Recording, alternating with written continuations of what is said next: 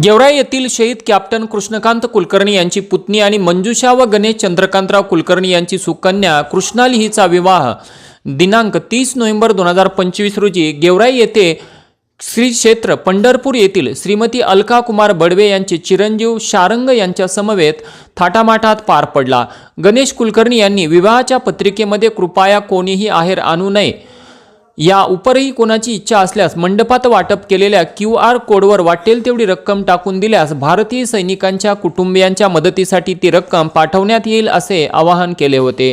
त्याला अनुसरून जवळपास 1,35,000 रुपयांची रक्कम जमा झाली, तर वधू पिता गणेश कुलकर्णी यांच्या वतीने त्यात आणखी 65,000 रुपयांची भर टाकून 2 लाख रुपयाचा धनादेश सैनिकांच्या कुटुंबियांसाठी संबंधित यंत्रणेकडे सोपवण्यात येणार आहे।